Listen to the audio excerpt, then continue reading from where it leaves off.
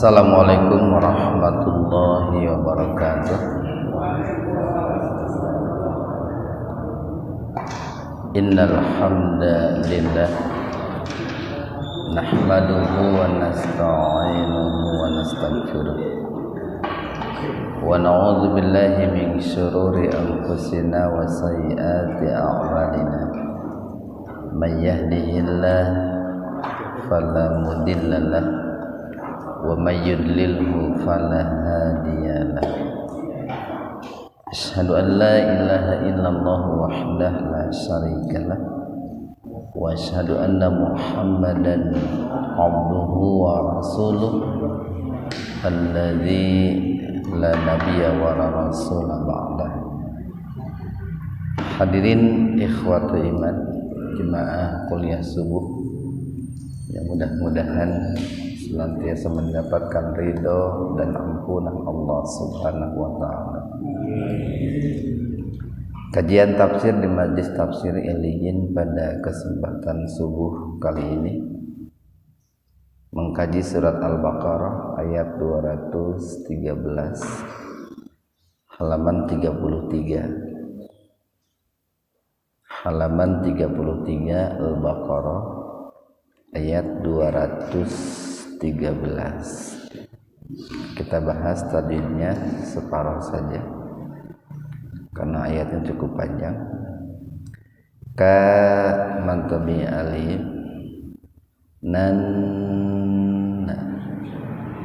alif lam samsiyah gunna atau idgham samsiyah plus gunna dimasukkan ke huruf setelah lam, namun karena huruf setelah lam secara kenyataan itu nun, jadi dimasukkannya dengan mendengung. Nan na matabi alif gunna, mim bertasdid itu gunna. Tau idgham bigunna. Fathatain ketemu wawu secara terpisah, jadi dibacanya dimasukkan ke wawu dengan mendengung. Tau wa man badal hidatau hidatan ihfa hakiki atau ihfa ab'ad. Fathatain ketemu wawu secara terpisah, maka betul-betul dibaca samar. Fa ba'athallahu tafhim,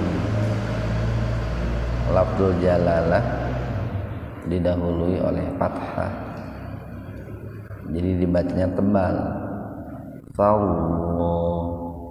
Hun idgham samsiyah gunna. Nabi mantabiyya mubasyiri mantabiyya wa mungdzirin. Nah ini wa mung itu sama ikhfanya, dibacanya samar, tapi dibaca samarnya sepintas saja. Wa mungdziri, jangan usah wa mung, enggak usah begitu. Wa mungdziri mantabiyya wa ang ihfa aqrab ya. Jadi dibaca samar tapi sepintas saja. Penyebabnya karena nun mati ketemu zai, atau yang tadi nun mati ketemu za itu dalam satu kata, jadi dibaca samarnya sepintas saja. Berbeda kalau terpisah. Ma'ahumul alif lam qamariyah atau idhar qamariyah. Sebetulnya mimnya itu secara asal itu sukun itu Pak. Hum asalnya begitu, mimnya itu sukun. Namun dikarenakan setelah mim sukun bertemu dengan lam sukun, lam mati, maka mimnya diaktifkan dengan doma menjadi humul. Kita mad badal bil alif lam qamariyah atau idhar qamariyah. Jadi lamnya dibaca jelas. Haqqi liyah kumabai mad lain. Nanna idgham samsiyah gunna. Na mad badal mad tabi alif fi mad tabi ya mah itu alifnya diabaikan saja, alif setelah mim diabaikan saja, langsung ke kha fi mah talafu mad tabi wawu fi. Nah, kalau mau berhenti di situ, huruf H-nya dibaca sukun. Kan ada waqaf jaiz itu atau waqaf jawaz. Boleh berhenti, boleh tidak. Nah, kalau berhenti, H-nya dibaca sukun. Ikhwan fiddin arsadakumullah. Di ayat 213 surat Al-Baqarah ini Allah Subhanahu wa taala mengatakan kana adalah, atau bisa juga keadaan, dan di sini menunjukkan waktu yang sudah berlalu dahulu gitu. Kalau menunjukkan waktu sekarang itu yakunu, kana yakunu. Nah, di sini menunjukkan waktu lampau gitu. An-nasu manusia. Jadi kalau digabung begini, kana nasu, keadaan manusia itu atau keberadaan manusia itu di waktu dulu ummatan wahidah, itu merupakan umat yang berada dalam satu kalimat. Jadi mayoritas mufassir itu mengatakan umat wahidah itu satu kalimat, yang dimaksud adalah kalimat tauhid. Ada mufassir yang menafsirkan umat wahidah itu satu agama, yang dimaksud adalah agama Islam. Ada yang menafsirkan satu milah gitu. Milah yang dimaksud adalah milah yang hanif, yaitu milah yang lurus.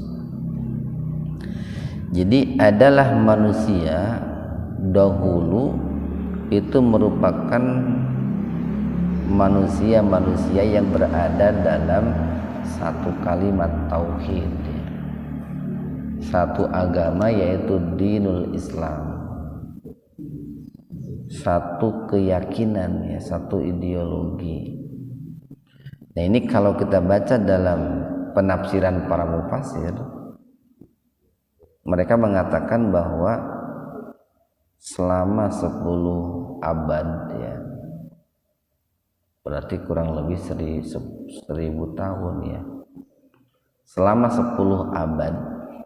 Jadi semenjak zaman Nabi Adam alaihi salam sampai Nabi Nuh alaihi salam, manusia itu berada dalam ummat wahidah, satu agama, satu keyakinan, satu kalimat, ya, satu akidah itu, Pak. Itu semenjak Nabi Adam sampai Nabi Nuh alaihi salam. Dan ini merupakan sebuah kesatuan yang hakiki, Pak. Sebuah kesatuan yang hakiki. Karena kan dalam kehidupan ini ada kesatuan yang sifatnya semu. Kesatuan yang hakiki itu manakala kesatuan itu diikat oleh bingkai akidah, itu diikat oleh bingkai akidah Islam. Nah, itu merupakan satu kesatuan yang sesungguhnya. Sementara kesatuan atau persatuan yang semu itu manakala persatuan manusia itu diikat oleh bingkai kemaksiatan. Jadi dengan akidah Islam manusia itu sebetulnya bisa bersatu kalau semuanya itu berakidah Islam. Begitu pula dengan kemaksiatan, Pak. Dengan kemaksiatan manusia pun bisa bersatu. Tapi persatuannya persatuan yang semu. Nah, itu. Makanya dalam kehidupan ini dua kelompok ini mereka saling berlomba, Pak. Jadi kalau orang-orang yang anti Islam itu mereka bekerja keras untuk menyatukan manusia di bawah naungan kemaksiatan yang mengundang hadirnya murka Allah. Mestinya kita pun umat Islam itu bekerja keras untuk menyatukan manusia itu di bawah panji-panji Islam yang mengundang hadirnya ridho Allah Subhanahu wa ta'ala. Dan memang manusia itu begitu, Pak. Manusia bisa disatukan dengan hal-hal yang bernuansa agama, tapi bisa juga manusia itu disatukan dengan hal-hal yang bernuansa kemaksiatan. Nah, mungkin untuk saat ini untuk tipe yang kedua lagi menang gitu ya.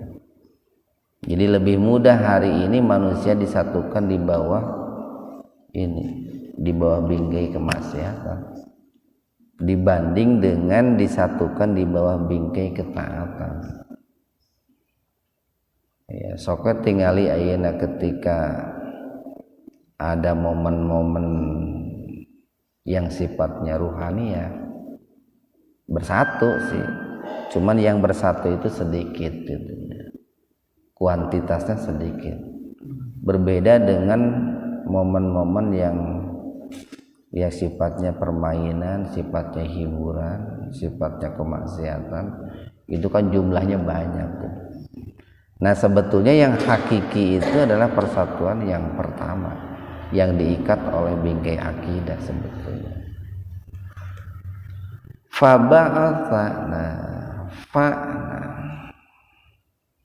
Faba'asallahu faba'asa kemudian mengutus Allah mengutus siapa? An-nabiyyin, mengutus para nabi. Ini menunjukkan bahwa nabi-nabi yang diutus Allah itu jumlahnya sangat banyak sekali, sehingga kata nabi itu menggunakan bentuk plural, bentuk jamak. Lalu Allah mengutus para nabi di mana tugasnya dan tanggung jawab para nabi itu secara garis besar dua, Pak. Tupoksi nabi dan rasul itu dua secara garis besar. Pertama adalah mubasyirin, untuk memberikan tabsyir, kabar gembira, untuk memberikan motivasi. Yang kedua wa mungdzirin, wa dan mungdzirin, untuk memberikan peringatan. Nah, di sini kata tabsir, kata mubasyirin lebih didahulukan dari kata mungdzirin. Nah, ini memberikan sebuah isyarat, Pak, bahwa dalam berdakwah itu para nabi, para rasul termasuk kita itu harus lebih mengedepankan memberikan kabar gembira, lebih mengedepankan ini dakwah yang sifatnya itu dengan hal-hal yang menyenangkan gitu. Tetapi tentu tidak selamanya seperti itu. Ada model dakwah yang kedua yaitu mungdzirin, yaitu memberikan peringatan, memberikan peringatan. Nah, cuman mubasyirin dulu baru mungdzirin gitu. Memberikan kabar gembira dulu baru menyampaikan peringatan, Pak. Nah, yang tentu saja gitu, objek dakwahnya berbeda. Kalau mubasyirin itu disampaikan kepada orang-orang yang beriman, orang-orang yang bertakwa, orang-orang yang taat. Kalau mungdzirin itu disampaikan kepada orang-orang yang menyimpang dari kebenaran, disampaikan kepada para pelaku maksiat.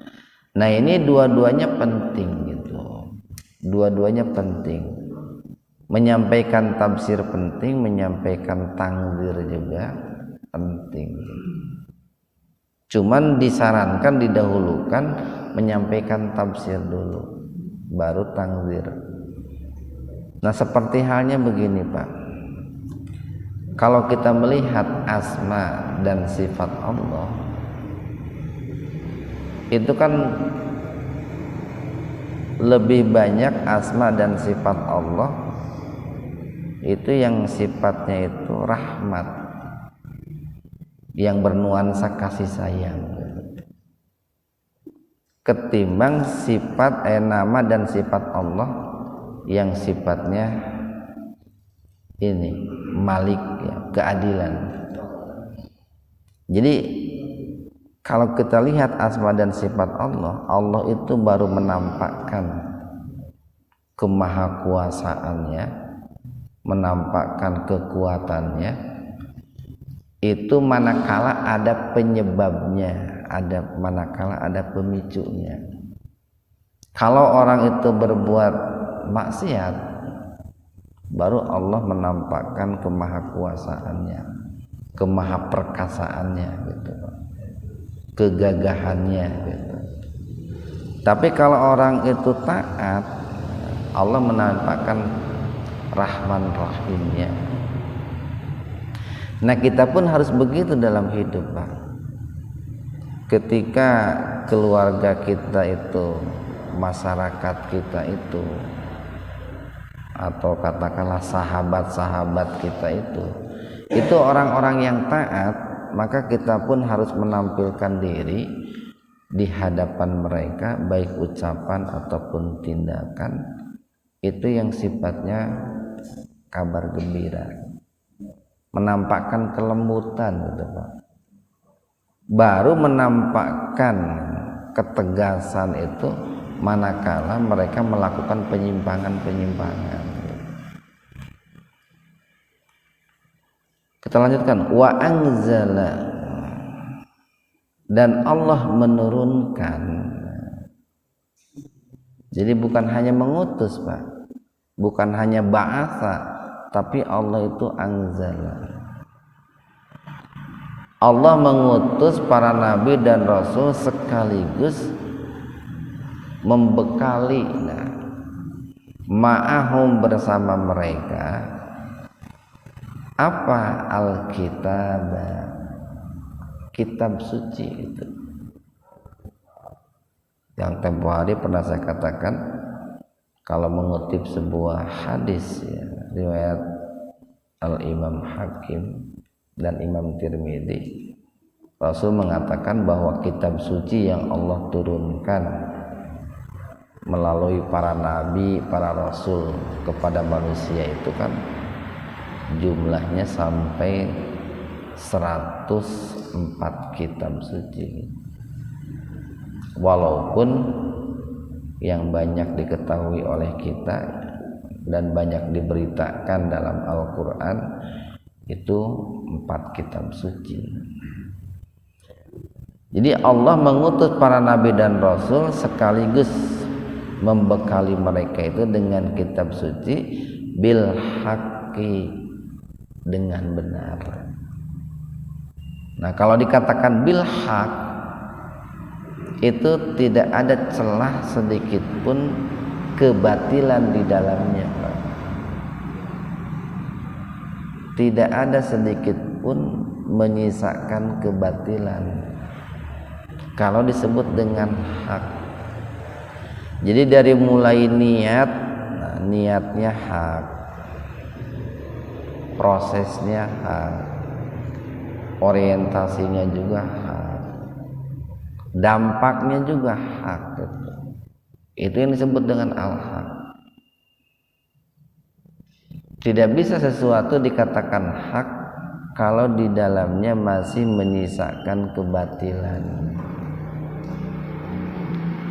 Apalagi tidak bisa dikatakan hak kalau di dalamnya itu banyak penyimpangan-penyimpangan. Kan seringkali orang mengatakan begini, kami punya hak, tetapi mereka menuntut yang dituntutnya itu penyimpangan. Hak asasi manusia, nah gitu. Kan banyak orang-orang yang menyimpang hari ini menuntut hak gitu. LGBT menuntut hak gitu. Terus orang-orang yang anti agama menuntut hak. Padahal kan itu menyimpang itu, Pak. LGBT menyimpang, anti agama menyimpang. Padahal kalau bicara tentang hak itu tidak menyisakan kebatilan itu. Yang ada dalam hak itu hanyalah sesuatu yang benar. Nah, seluruh kitab suci pun begitu. Dari mulai motif, proses dan orientasinya itu hak semua. Sehingga melahirkan dampaknya, baik output atau outcome-nya itu hak semua. Nah, tujuannya untuk apa Allah menurunkan kitab suci itu kepada para nabi dan rasul? Li, untuk yahkuma. Hakama yahkumu itu memutuskan atau mengadili. Liyahkuma, untuk memutuskan baina, di antara annasi, manusia, fi di ma, apa gitu Pak, ikhtalafu, mereka berselisih, fihi, di dalamnya. Nah, ini kalau kita baca nih dalam penafsiran para mufasir, bahwa sepeninggalnya atau menjelang Nabi Nuh alaihissalam diutus, itu banyak manusia itu yang berselisih, Pak. Banyak manusia itu yang melakukan perpecahan-perpecahan. Jadi manusia yang pada awalnya itu bersatu, Pak, di zaman Nabi Adam, Nabi Idris, terus itu menjelang diutusnya Nabi Nuh itu manusia itu banyak yang bercerai-berai. Kenapa terjadi percerai-beraian di antara manusia? Karena di tengah-tengah mereka itu banyak kejahatan-kejahatan, banyak kemaksiatan-kemaksiatan.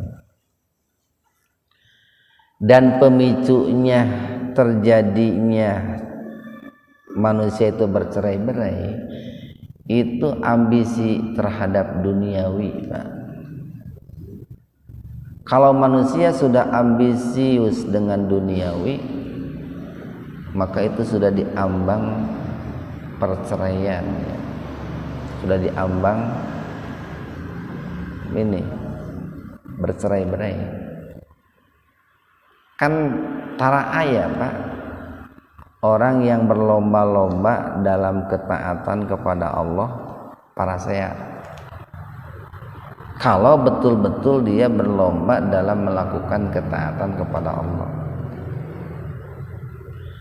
Kecuali kalau di dalamnya itu terbersit ada orientasi duniawi, pasti sekalipun nampak secara lahir itu berlomba melakukan ketaatan, kalau dalam hatinya ada nuansa orientasi duniawi akan terjadi perceraian. Kan pemicu manusia itu berseteru ya. Satu harta itu Pak, dua kekuasaan itu, tiga popularitas. Nah itu pemicu manusia itu bercerai-berai. Nah dulu pun seperti itu.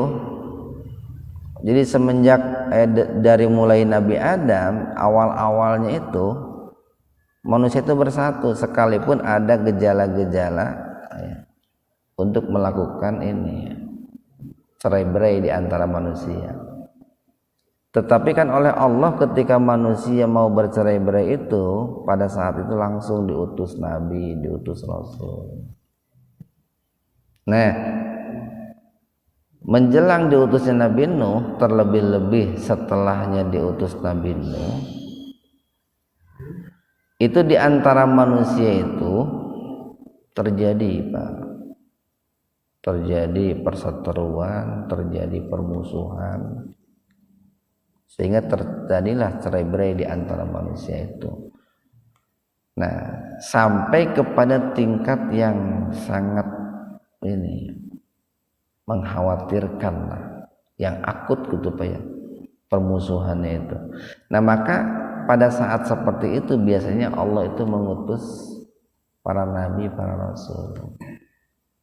Jadi kalau diilustrasikan begini, ketika di tengah-tengah manusia itu ada nabi dan rasul, biasanya manusia itu dalam keadaan baik Pak, dalam keadaan tenang, tentram, damai, bersatu. Tetapi ketika Nabi itu meninggal, ketika Nabi itu meninggal, sedikit demi sedikit manusia yang tadinya bersatu itu mulai retak, yang tadinya harmonis mulai tidak harmonis. Semakin lama ditinggalkan oleh Nabi dan Rasul, keretakannya semakin parah, permusuhannya semakin parah. Dulu ketika di zaman Rasulullah, ini yang gampang saja ilustrasinya, ketika Rasulullah masih ada Pak, puncak kenabian dan kerasulan Rasulullah itu kan boleh dikatakan manusia itu bersatu Pak. Kan sampai 2/3 dunia, 2/3 nih Pak, 2/3 dunia itu kan di bawah panji Islam itu, di zaman Rasulullah itu bersatu itu. Nah ketika Rasulullah itu meninggal atau setelah Rasulullah meninggal, mulai kan ada bibit-bibit keretakan, bibit-bibit permusuhan. Nah, sebelumnya pun, sebelum diutusnya Nabi Muhammad, keadaan manusia itu begitu. Pada saat diutusnya Nabi Isa, atau saya gambarkan dari awal, setelah Nabi Nuh itu meninggal, manusia itu terjadilah di kalangan manusia itu permusuhan yang luar biasa. Terjadilah perseteruan, cerai-berai yang luar biasa. Nah, sampai kepada titik yang sangat akut tadi, baru Allah itu mengutus lagi Nabi, baru Allah itu mengutus Rasul. Itu untuk menyatukan manusia. Nah, ketika diutus Nabi dan Rasul, manusia itu mulai membaik lagi, sampailah kepada puncaknya itu membaik. Lalu Nabi dan Rasul yang diutus pun meninggal lagi. Mulai lagi manusia itu memburuk. Itu perjalanan manusia, sejarah manusia itu begitu. Jadi tugas diutusnya Nabi dan Rasul sekaligus Allah menurunkan kitab suci itu supaya Nabi dan Rasul itu memutuskan perselisihan, persengketaan di antara manusia itu dengan benar berdasarkan petunjuk kitab suci, baik Al-Quran ataupun kitab suci sebelumnya. Wama dan tidaklah ikhtalafa berselisih fihi di dalamnya illa kecuali alladzina orang-orang yang utuhu diberikan kitab suci mimba di setelah jaat datang hum kepada mereka al bayyinati keterangan-keterangan yang nyata, bukti-bukti yang konkret, argumentasi yang logis, yang rasional, atau mukjizat baik mukjizat yang sifatnya kauniyah ataupun mukjizat yang sifatnya Qur'aniyah. Nah, kenapa mereka itu berselisih? Penyebabnya satu, bagian itu, Pak. Bagian. Karena ada kedengkian, Pak.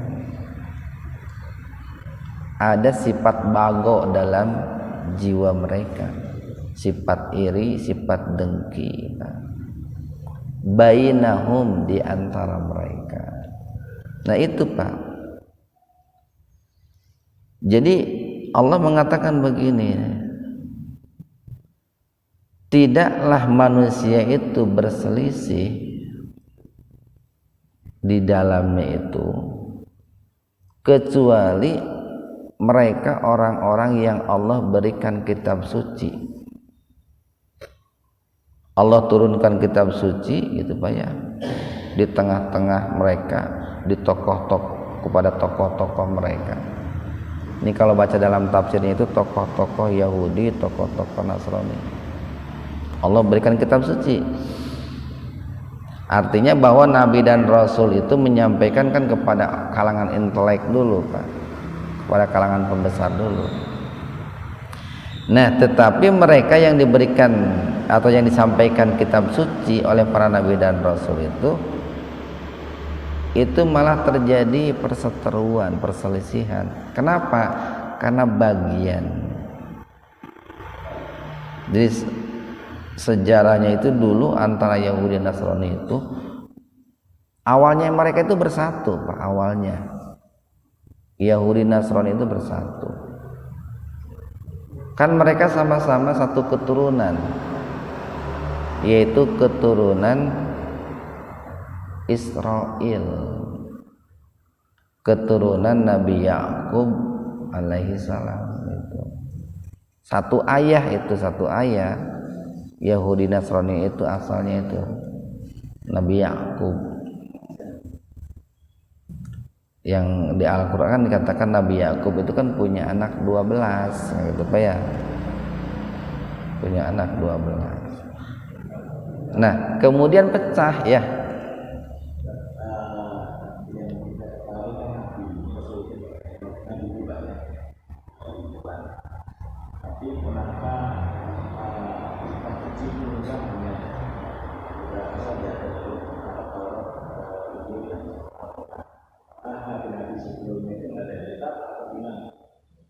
Ya, terima kasih, Pak.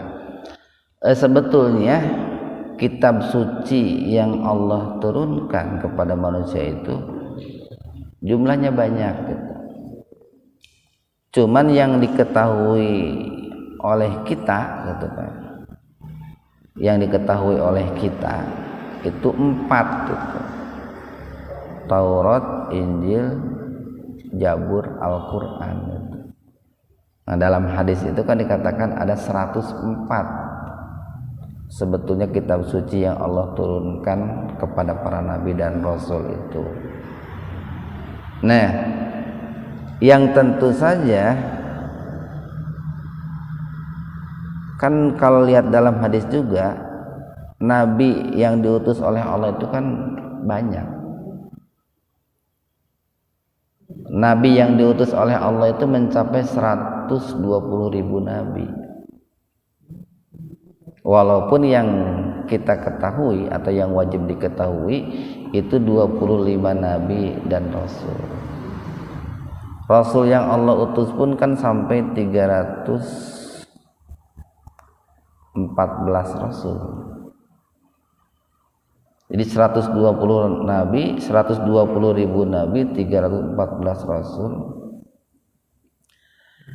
Kemudian nabi dan rasul yang wajib diketahui itu 25. Kitab suci yang diturunkan itu sampai 104. Nah, kalau dikatakan bahwa nabi itu 120.000, kemudian kitab sucinya 104, berarti kitab suci untuk sebagian para nabi itu mengikuti kitab suci yang diturunkan kepada nabi sebelumnya. Jadi tidak semua nabi itu diberikan kitab suci.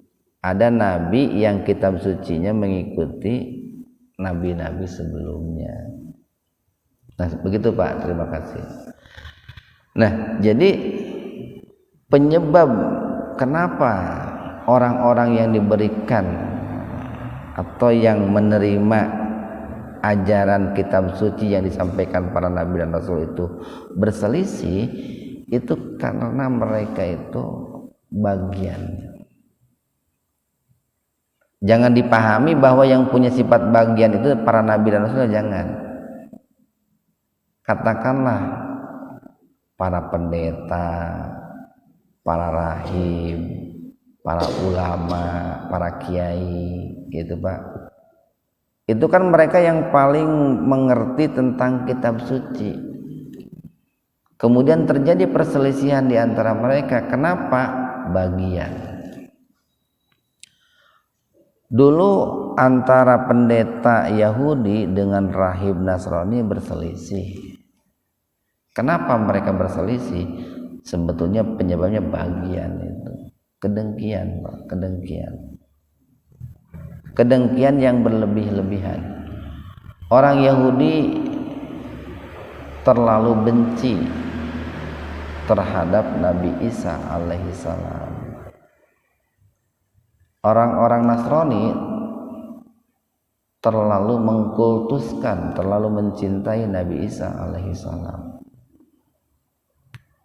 Nah, karena dua-duanya terlalu, gitu Pak, dua-duanya ekstrim, sehingga terjadilah perselisihan itu Pak, antara Yahudi dan Nasrani itu.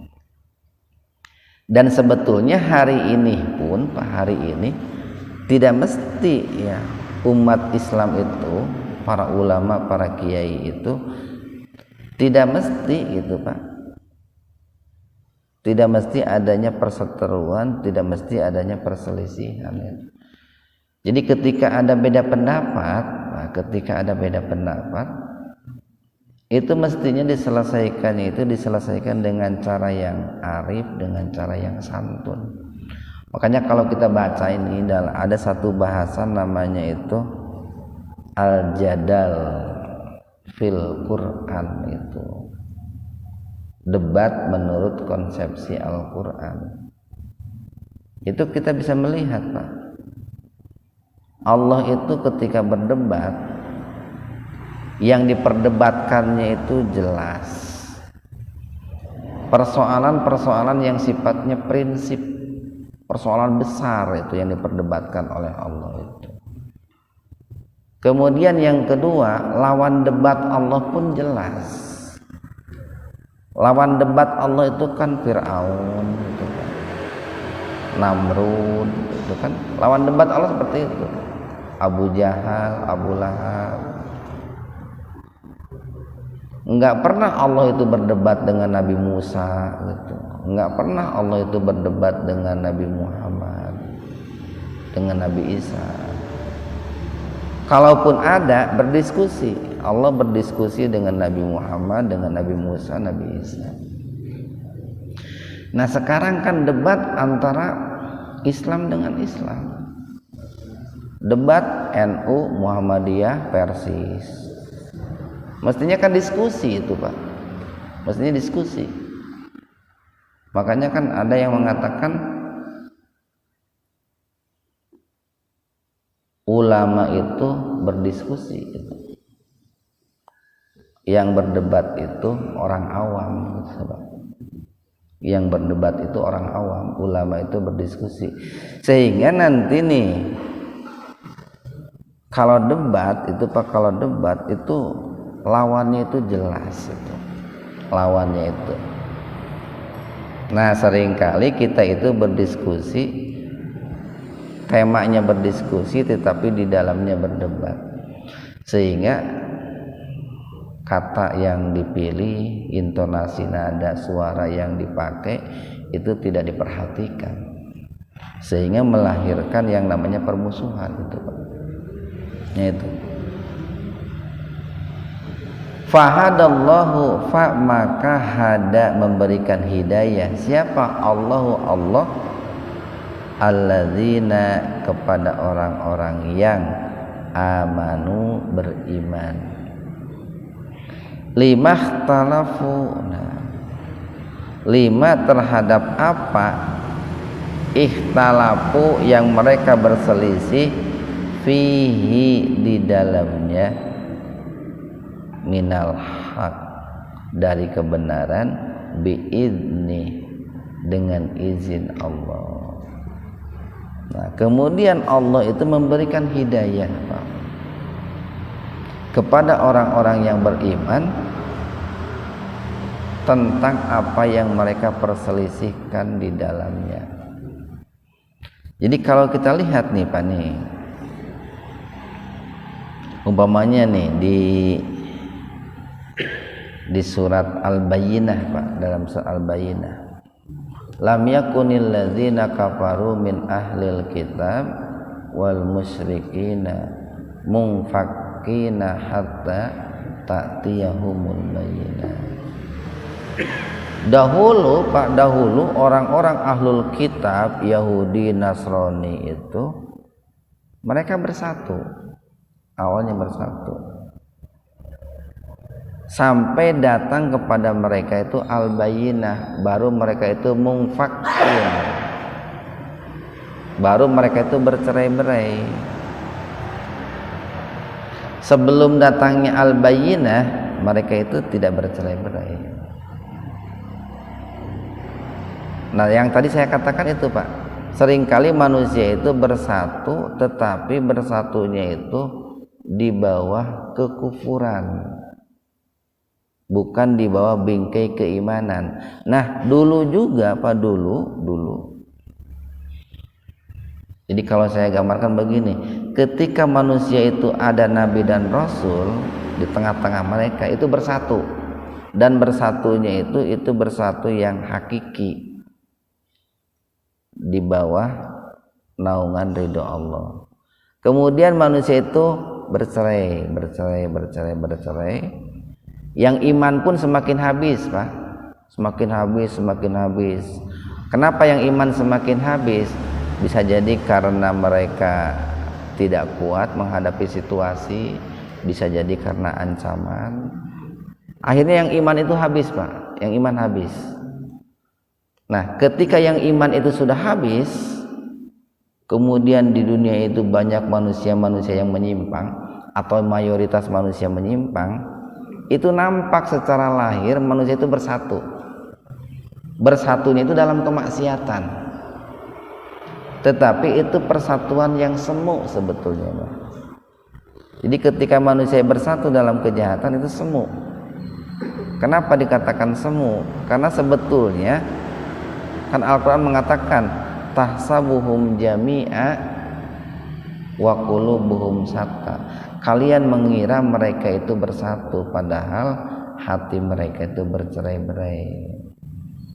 Makanya sok tingali ayeuna geuning sok ngararumpul antara penjahat jeung penjahat geuning Pak, preman jeung preman, tukang lacur jeung tukang lacur kan ngararumpul Pak dalam satu event itu ndak ngararumpul kan seperti bersatu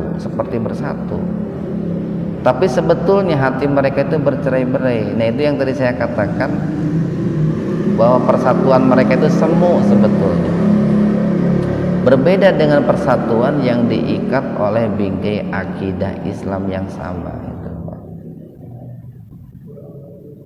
Ya kita lanjutkan. Wallahu dan Allah itu yahdi memberikan hidayah mayyasha'u kepada siapa yang dikehendaki ila kepada siratim mustaqim kepada jalan yang lurus. Nah inilah yang harus kita tempuh ini Pak. Persatuan seperti inilah yang harus kita bangun. Persatuan yang berada di bawah naungan Shiratal Mustaqim. Persatuan yang ada di bawah naungan kalimatut tauhid.